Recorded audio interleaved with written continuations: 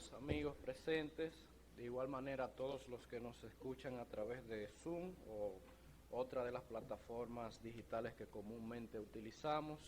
Dios le continúe bendiciendo a todos rica y abundantemente. Honramos y glorificamos una vez más el nombre de nuestro gran Dios y Señor, que nos da esta bonita y gran bendición de poder venir a analizar, estudiar, comprender y ser edificados a través de su gloriosa y santa palabra. Quisiera que me acompañasen e iniciásemos leyendo en la primera carta a Timoteo, específicamente en su capítulo número 6, primera Timoteo, capítulo 6. Vamos a leer allí desde el verso 3 hasta el verso número 10. Primera de Timoteo 6, verso 3. Nos dice así la palabra de Dios: piedad y contentamiento. Si alguno enseña otra cosa y no se conforma a las sanas palabras de nuestro Señor Jesucristo y a la doctrina que es conforme a la piedad, está envanecido, nada sabe y delira acerca de cuestiones y contiendas de palabras, de las cuales nacen envidias, pleitos, blasfemias, malas sospechas, disputas necias de hombres corruptos de entendimiento y privados de la verdad, que toman la piedad como fuente de ganancia. Apártate de los tales. Pero gran ganancia es la piedad, acompañada de contentamiento, porque nada hemos traído a este mundo, y sin duda nada podremos sacar. Así que, teniendo sustento y abrigo, estemos contentos con esto, porque los que quieren enriquecerse caen en tentación y lazo, y en muchas codicias necias y dañosas, que hunden a los hombres en destrucción y perdición, porque raíz de todos los males es el amor al dinero, el cual codiciado algunos se extraviaron de la fe y fueron traspasados de muchos dolores. Señor, bendiga su palabra leída en nuestros corazones. Oremos. Gracias te damos, buen Dios, Salvador, Padre, por todas las grandes cosas que tú has hecho a nuestro favor. En ese primer tiempo de nuestro culto de comunión, como recordamos tus proezas, tu grandeza, mostrada a través de esa obra perfecta de tu Hijo Jesucristo, quien murió por nuestros pecados, por nuestra salvación, pero que resucitó al tercer día y que le esperamos, Señor, ansiosamente. Queremos, Dios mío, pedirte en esta mañana por tu palabra, que seas tú edificándonos a través de ella, a todos y cada uno, que seas tú hablando a nuestros corazones y que tú, Señor, nos ayudes a tener una vida más consagrada a ti, más entregada a ti, y que podamos glorificarte cada día con nuestra mente, nuestros corazones y nuestras acciones. Edifícanos a través de tu palabra y que todo lo que hayamos de leer, de estudiar y de comprender en esta mañana sea conforme a ella, conforme a tu gloriosa y santa voluntad. Alabado sea tu nombre, en el nombre de tu Hijo Jesucristo. Amén. Hace unos años se divulgó un video muy famoso que salió en las redes sociales, tomado de uno de los títulos de un escritor y conferencista famoso llamado Robert Kiyosaki. El video se titulaba La carrera de la rata, y el video trataba de cómo el sistema actual en que viven los seres humanos se hacía en forma de caricatura usando estos animales. Y había algo interesante porque empezaban a correr y a caminar como todo el mundo empieza cada mañana su trabajo. Y veían de lejos un letrero que decía felicidad. Y ellos iban tras ese letrero. ¿Y qué pasa? El letrero, en primer lugar, aparece en varias tiendas de dónde gastar, dónde consumir. Y cuando van, gastan, el letrero se desvanece. Y luego el letrero aparece en otro lado, donde van a gastar ese mismo dinero, donde van a poder comprar, pero a mitad de precio. Ahí ya usted sabe cómo se aglomeran todas estas caricaturas, y luego que pueden conseguir todo, que desbaratan prácticamente el sitio y la tienda, el letrero que dice felicidad vuelve y se desvanece. Entonces, el personaje principal de la caricatura vuelve y ve el letrero de la felicidad en un carro de lujo, y va y consume y se monta en ese carro de lujo.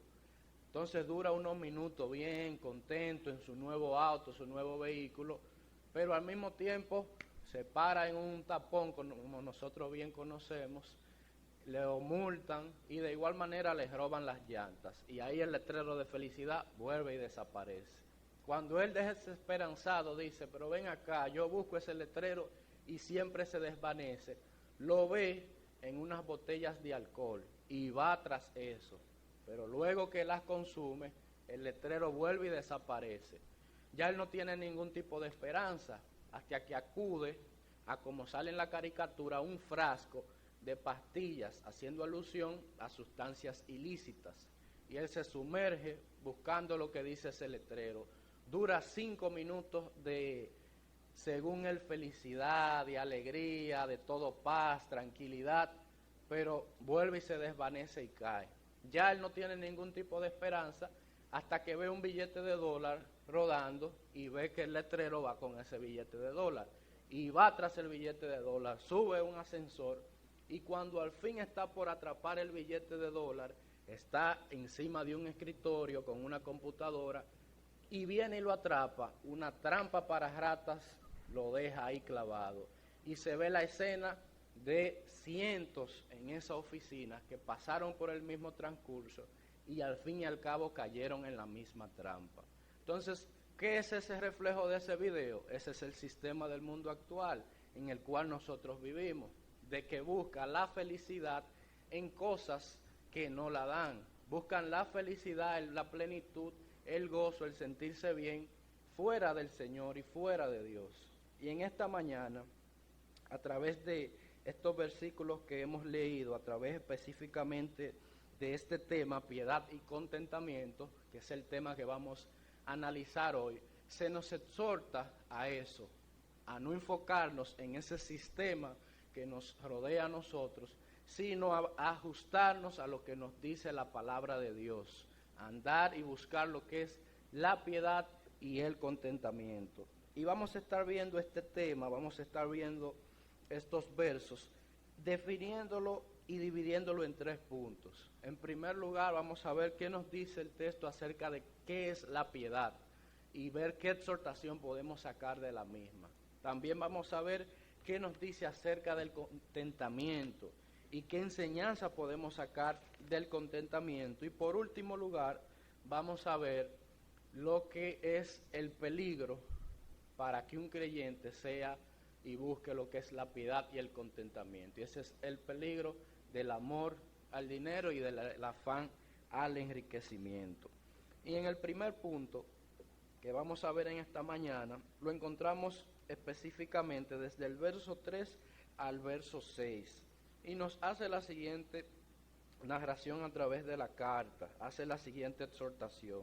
Si alguno enseña otra cosa y no se conforma a las sanas palabras de nuestro Señor Jesucristo y a la doctrina que es conforme a la piedad, está envanecido, nada sabe y delira acerca de cuestiones y contiendas de palabras, de las cuales nacen envidias, pleitos, blasfemias, malas sospechas, disputas necias de hombres corruptos de entendimiento y privados de la verdad, que toman la piedad como fuente de ganancia.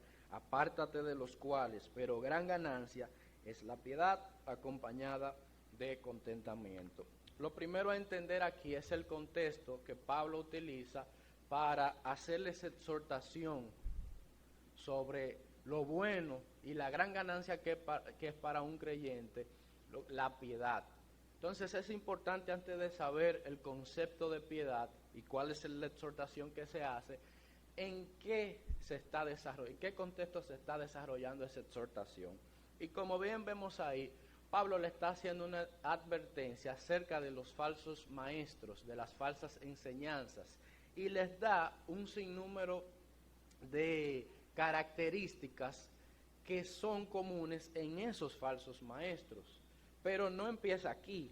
desde el principio de esa carta, quiero que me acompañen al capítulo 1, y ahí mismo de 1 Timoteo, desde el verso 3 y verso 4, viene haciéndose ese énfasis en cuidarse de las falsas enseñanzas y de los falsos maestros.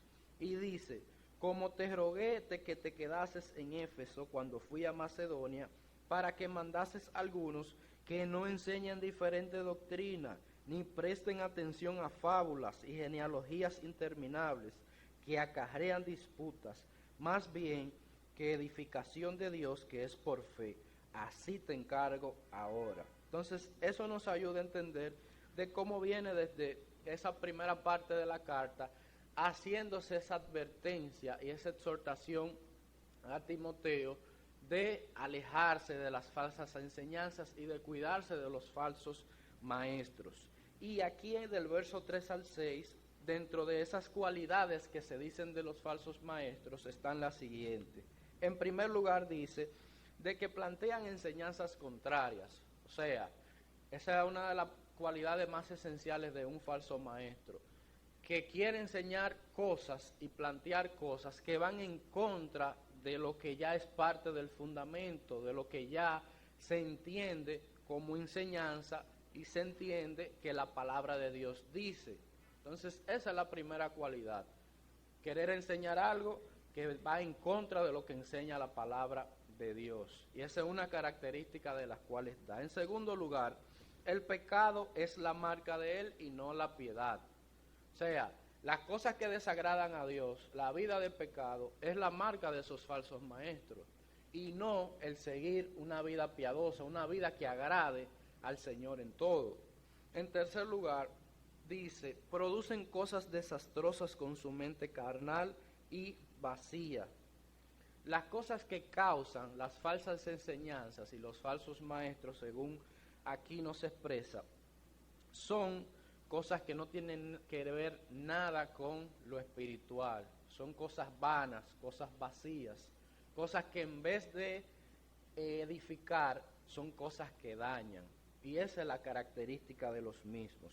Y en cuarto lugar, las ganancias monetarias casi siempre está dentro de los objetivos de los falsos maestros.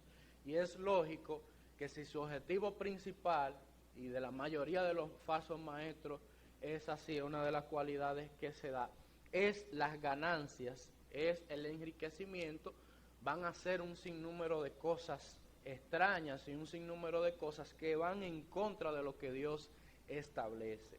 Entonces, al entender en qué contexto Pablo está haciendo esa exhortación, qué introducción le da para hacerle esa exhortación de lo que es la piedad, aquí nosotros ya podemos hacernos la pregunta: ok, ya entendimos qué estaba sucediendo, ya vemos la exhortación que hace Pablo hacia la piedad, ya vemos que nos dice que es gran ganancia. Ahora bien, usted se preguntará, ¿qué es la piedad? ¿A qué se refiere piedad aquí?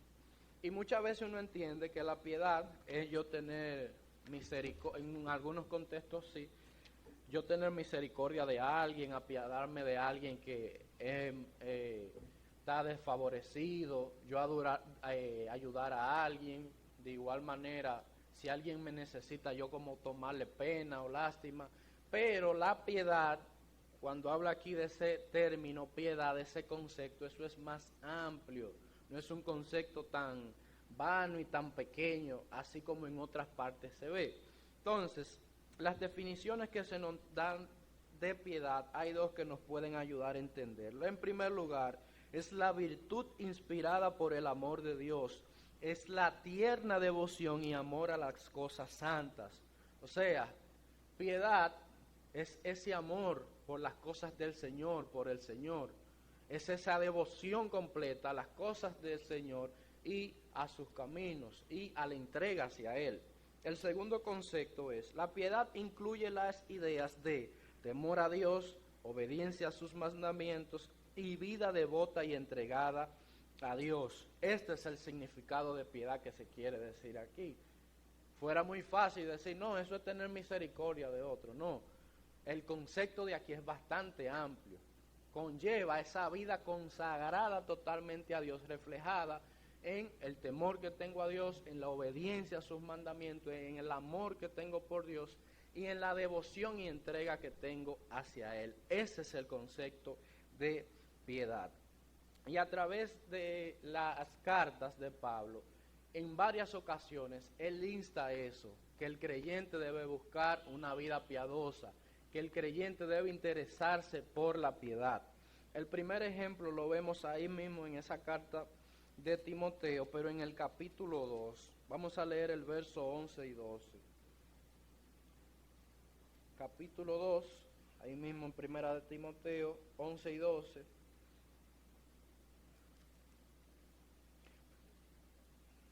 Perdón, capítulo 4, versos 7 y 8. Capítulo 4, versos 7 y 8. El 11 y 12 del 2 lo vamos a ver de Tito, pero en un momento. Pero aquí capítulo 4, versos 7 y 8. Desecha las fábulas profanas y de viejas. Ejercítate para la piedad, porque el ejercicio corporal para poco es provechoso, pero la piedad para todo aprovecha, pues tiene promesa de esta vida presente y de la venidera. Entonces vemos cómo se exhorta a que se enfoque en poner en ejercicio lo que es esa vida piadosa, esa vida consagrada al Señor, y nos da también los beneficios de la misma, que no solamente van a ser beneficios para esta vida actual en la que estamos, sino también que tiene beneficios eternos. Ahora sí, vamos al capítulo 2, versos 11 y 12, pero de la carta a Tito. Eso nos hace una exhortación similar, se trata ese mismo tema. Tito, capítulo 2, versos 11 y 12. Dice así: porque la gracia de Dios se ha manifestado para salvación a todos los hombres, enseñándoos que, renunciando a la impiedad y a los deseos mundanos, vivamos en este siglo sobria, justa y piadosamente. Entonces aquí se refleja la cualidad que debe tener un creyente, la cualidad de una persona que ha sido salva por el Señor, que ha sido rescatada. Esa es la cualidad de un hijo de Dios: ser piadoso, tener en su mente, tener en su corazón y como su objetivo buscar la piedad en su vida diaria. Ahora bien, ya luego de nosotros conocer bien el concepto que nos da de piedad, que no es simplemente tener misericordia de una persona que está favorecida o sentir pena, sino que es un concepto amplio de vida entregada a nuestro Señor. ¿Qué exhortación nosotros podemos sacar aquí? ¿Y qué cosas podemos sacar de ese punto que se nos da? En primer lugar, se nos enseña a apartarnos de los falsos maestros que incentivan a lo contrario de la piedad. Incentivan a cosas que no edifican y cosas que no son espirituales. Y en segundo lugar, a entender la ganancia que es la piedad y el contentamiento, a saber que vivir una vida piadosa delante de nuestro Señor tiene real y efectivamente mucha ganancia. Y nosotros como cristianos debemos entender eso, debemos entender esa exhortación que se nos está haciendo aquí en primera de Timoteo. Así que debemos siempre, en primer lugar, agradecerle al Señor por los líderes y maestros que ha puesto para que nosotros seamos guiados y llevados a la enseñanza sana de la palabra de Dios. Debemos darle gracias al Señor por ello. Y de igual manera, continuar pidiendo por nuestros líderes y maestros, seguir orando por ellos y tener también cuidado de cualquier enseñanza que por ahí vaya en contra de la palabra de Dios y pueda influenciar nuestra vida. De igual manera debemos tener cuidado con eso, porque como decimos, la vida que vale la pena vivir es la vida que agrada a nuestro Dios. Volvemos a primera de Timoteo 6, salimos de ahí de la carta a Tito. Ahora bien, ya entendimos el primer punto acerca de la piedad. Vamos al segundo, acerca del contentamiento. Y en los versos 6 al 8 nos van a ayudar en esto. Dice: pero gran ganancia es la piedad acompañada de contentamiento, porque nada hemos traído a este mundo y sin duda nada podremos sacar. Así que, teniendo sustento y abrigo, estemos contentos con esto. Luego de esa explicación que vimos acerca de los falsos maestros, luego de que se nos insta a la piedad, de igual manera vemos aquí cómo se nos dice que el contentamiento también es gran ganancia para nosotros como creyentes. Ahora bien, ese concepto también hay que entenderlo en su plenitud. Contentamiento no es como muchas veces a lo mejor yo quiero pensar, que es tener la sonrisa, como decimos, de oreja a oreja todo el tiempo, o acumular muchos momentos de alegría, y si los momentos de alegría son más que los momentos de tristeza, yo tengo contentamiento. No, el concepto va más allá. Se nos dice de contentamiento que es encontrar la suficiencia dentro de uno mismo, no dependiendo de uno mismo, pero dentro de uno mismo, con la aclaración de que sabiendo que las circunstancias externas, o sea, de mi alrededor, no tienen parte en nosotros, sino que Dios debe ser nuestro todo. Entonces, ese es el concepto que se nos da de contentamiento. No es cosas que me pasan y yo me siento contento y alegre por eso, sino que depende del Señor, depende de yo ser pleno en el Señor. Y en el contexto que se hace esa exhortación, es en el contexto de creyentes, porque lamentablemente fuera de Dios no se puede tener contentamiento. Usted podrá tener momentos de alegría de 5 o 10 minutos, como veíamos en la ilustración, pero no va a ser pleno ni satisfecho completamente. Y el otro término que se nos dice es: contentamiento es una satisfacción y una alegría plena. Y usted como cristiano sabe que la única satisfacción y alegría plena se encuentra en el Señor, se encuentra en esa relación que podemos tener con Él, porque fuera de ahí nosotros no podemos sentir esa satisfacción plena. Y lo dice la palabra de Dios, y el mundo cada día más da ejemplo de eso que dice la palabra de Dios, de que la satisfacción absoluta está únicamente en Él. El contentamiento es sentirnos satisfechos y plenos con lo que tenemos, con lo que Dios nos ha dado, sin importar esos momentos duros, esos momentos que muchas veces son ciertamente difíciles, adversos. Es entender que nuestro contentamiento no va a depender de esas cosas, sino de lo que somos, de lo que tenemos en el Señor, de lo que Dios ha hecho por nosotros, de que fuimos reconciliados con Él. Esas son las cosas que sí en realidad nos dan plenitud. El verso 7 nos dice: porque nada hemos traído a este mundo y sin duda nada podremos sacar. Eso nos ayuda a nosotros a hacer un pensamiento un tanto racional. Si yo vengo a este mundo y yo no traigo nada de este mundo, pero tampoco puedo sacar de este mundo, yo me voy a estar contentando y sintiéndome pleno con una cosa de este mundo. De ninguna manera, porque ese concepto me está diciendo a mí que este mundo es pasajero, eso es vano, eso se va, eso es algo que va a estar por un tiempo y ya. Entonces, ¿de qué me vale a mí si yo, como todos los seres humanos, somos entes creados para la eternidad? O sea, cuando partamos de este mundo vamos a tener una eternidad. Ahora bien, está dividida donde usted pasará esa eternidad y va a depender de su fe puesta en el Señor. Entonces, al yo entender eso, el enfoque de cualquier persona no debe ser en algo que puede durar 10 años, 20, 70, 100, 120, sino en las cosas que le van a traer beneficios eternos. Entonces, nosotros como creyentes, que debemos dar ejemplos de eso que nos dice, debemos pensar en eso. Espérate, mi plenitud, mi contentamiento, mi gozo, no puede estar en algo donde yo no traigo nada ahí, ni de ahí me llevo nada, sino debe estar en algo eterno, en algo superior, y ese es nuestro Dios. Nuestra satisfacción debe estar en Dios y no en cosas efímeras como las cosas que vemos a nuestro alrededor. Y aquí nosotros debemos tener cierto cuidado, hermanos, y ahí hago un paréntesis para explicar un poco mejor ese concepto.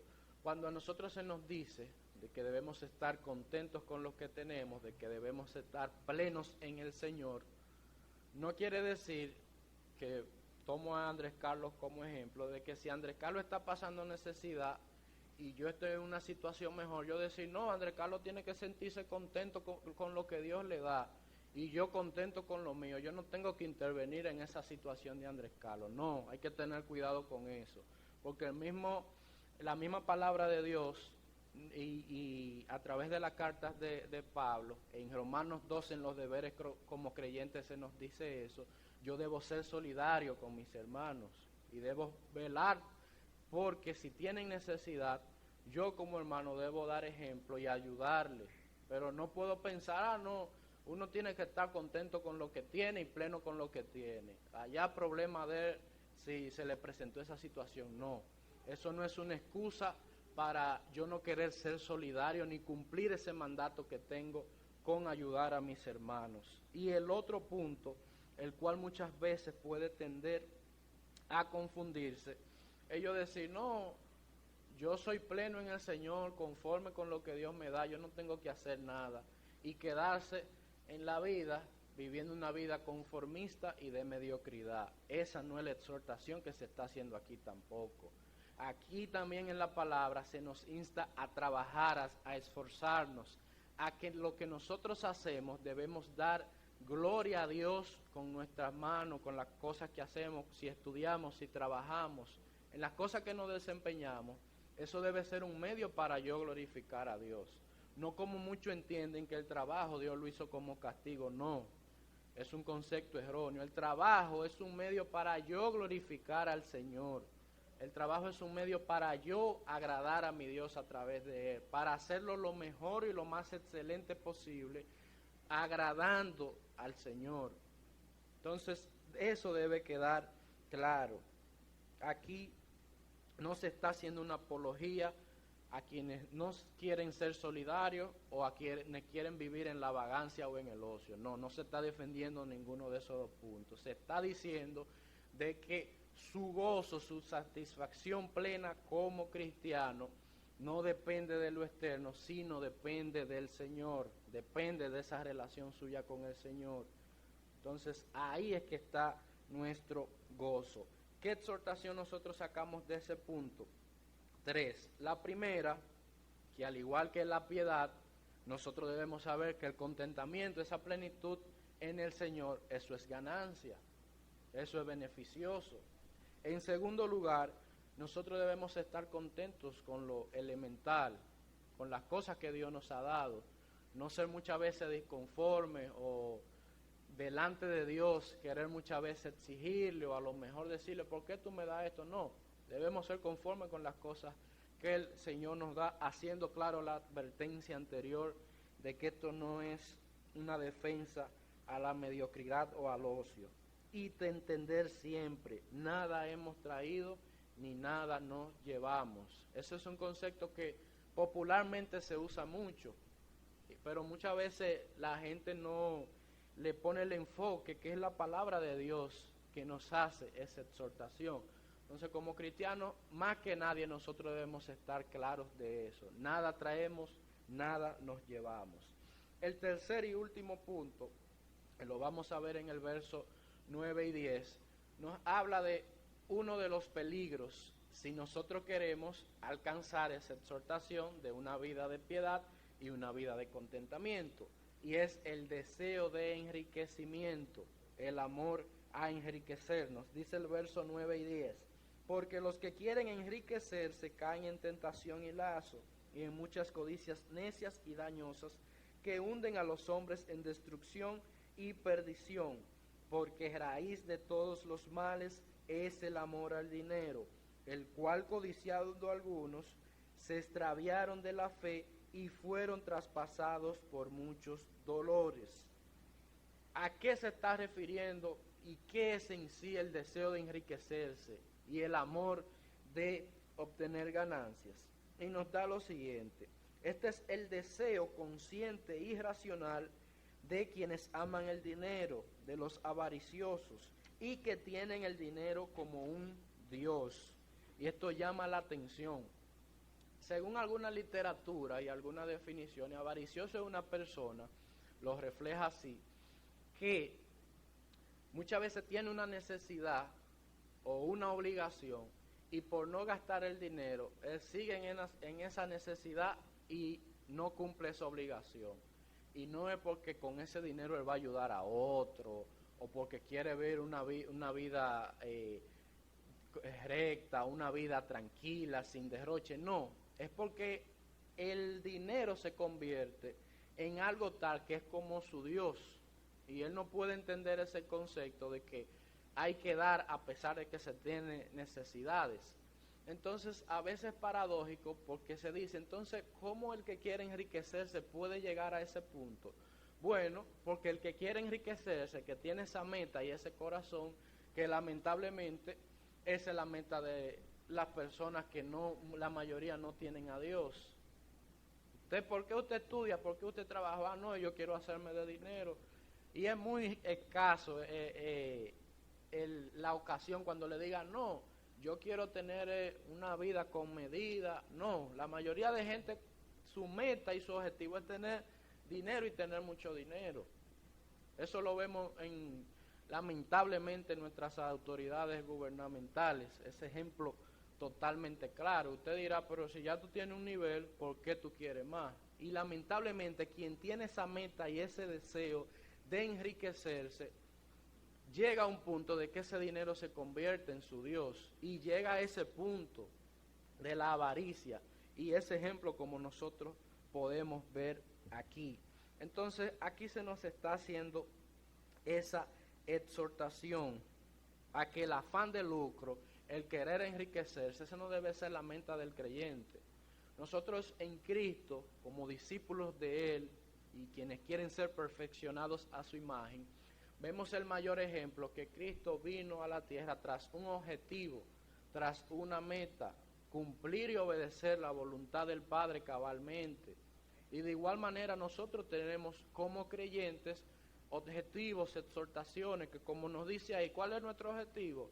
Una vida de piedad, una vida que glorifique a Dios y que agrade a Dios. Ese debe ser mi objetivo como creyente. Y aquí vuelvo y hago otro paréntesis para aclarar ese punto también. Esto no es un discurso de izquierda que yo estoy dando, ni tampoco un discurso en contra de los ricos, no. Aquí lo que estamos hablando y aquí lo que la palabra de Dios nos quiere decir, de que si yo tengo la oportunidad de tener recursos por encima de la media, o si tengo beneficios más que otros, esos beneficios no pueden ser porque yo me puse como meta hacerme rico, no. Esos beneficios deben ser que por voluntad del Señor o por yo haber hecho bien mi trabajo, pensando en agradarle a Él antes que ganar dinero, pude haber tenido esos beneficios. Entonces de eso es que se quiere hablar en este punto, porque como bien sabemos, esos recursos, muchos hermanos que muchas veces tienen esa oportunidad de tener por encima de la media, pueden ser usados y son usados para la obra del Señor y para ayudar también a otros hermanos. Entonces no estamos condenando eso, porque Dios permite muchas veces en su voluntad, nos permite administrar ciertos recursos más de lo común, pero yo debo saber que eso mismo yo debo usarlo para ayudar en la obra de Dios y también para los necesitados. Pero el problema está cuando yo me enfoco en hacerme rico y en tener mucho dinero, porque ese enfoque ni me va a dejar tener una vida piadosa, ni una vida de contentamiento, porque me va a centrar y me va a hacer apartar mi amor del Señor hacia las riquezas. Entonces, ese es el cuidado que se tiene que tener. Nosotros vemos el ejemplo de la parábola del joven rico, de cómo se acerca a Jesús creyéndose que ha guardado toda la ley, que eso, y vemos cómo el Señor le dice, ok, vende todo lo que tiene, ven y sígueme, y cómo el Señor dice de que este joven se fue triste. ¿Por qué razón? Por eso, porque su enfoque y su corazón y su mente y su todo y su Dios eran las riquezas. Entonces ese no puede ser el ejemplo de ningún creyente. El amor desmedido hacia la riqueza, como bien aquí vemos los ejemplos que tenemos, lleva al hombre a la destrucción, perdición, ya que como se explica, se tiene un motivo y un deseo incorrecto. El amor al dinero, raíz de todos los males, como se expresa, desvía el amor que es de Dios hacia el amor al dinero. Entonces, hay que tener cuidado aquí con este punto. Y vemos cómo las características de los falsos maestros, una de las principales era esa. ¿Por qué? Porque es que su corazón está puesto, enfocado en enriquecerse. A ellos no les importa muchas veces si están dañando la doctrina, si están desviando a las personas, porque si su motivo es enriquecerse y hacer dinero, van a hacer todo lo que sea necesario para lograr su objetivo. Así que ese no debe ser el objetivo de un creyente, sino vivir esa vida de piedad. ¿Qué exhortación sacamos de ese último y tercer punto? Debemos decir no a ese deseo y ese anhelo de enriquecimiento que no es la meta de ningún cristiano. No debemos amar al dinero, con ese concepto queda claro. Y el amor y la vida que agrade a Dios, esa debe ser siempre la meta del creyente. Ese debe ser siempre nuestro norte, nuestro objetivo, nuestro anhelo, agradar, glorificar al Señor.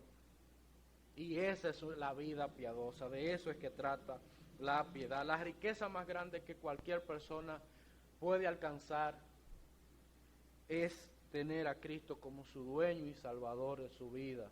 Y nosotros, gracias a Él, por su gracia, no por cosas que nosotros pudiésemos haber hecho, podemos tener esa gran riqueza y esa gran ganancia.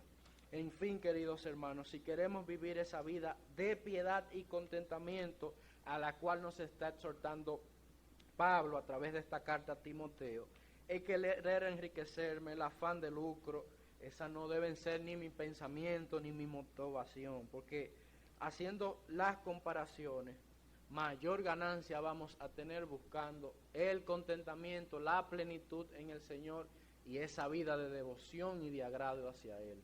Eso nos va a traer beneficios, como dice su palabra, tanto en lo presente como también en lo eterno. Así que busquemos como creyentes ser piadosos, entregados, devotos, que teman al Señor, que amen al Señor de todo corazón antes que otras cosas, y siempre sintámonos satisfechos en Él. Siempre busquemos la plenitud en Él, porque sinceramente nosotros tenemos esa gran oportunidad de, como veíamos en la ilustración, no estar buscando la plenitud aquí, desaparece, luego allí desaparece, sino que nosotros ya hemos encontrado lo que es la plenitud verdadera y es en nuestro Dios.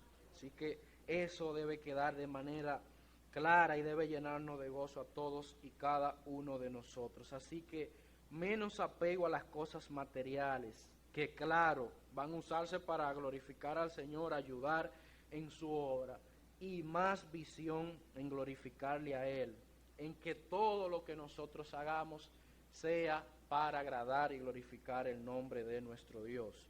Y si hay algún amigo aquí que nos está escuchando, déjeme decirle que esa ilustración que veíamos no es una ilustración inventada o que se pensó, que no es de este mundo. No, eso es lo que está pasando actualmente.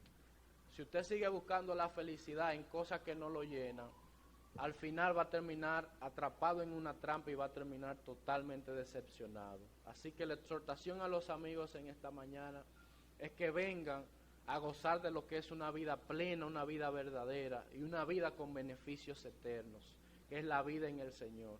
Así que venga delante del Señor, pídale perdón por sus pecados, arrepiéntase, entregue su vida y su corazón al Señor para que así usted pueda gozar de una vida plena y verdadera. Quiero que terminemos haciendo todos lo siguiente, y es leyendo el verso 6 y verso 7. Vamos a leerlo todos a la cuenta de 3, verso 6 y verso 7. 1, 2 y 3.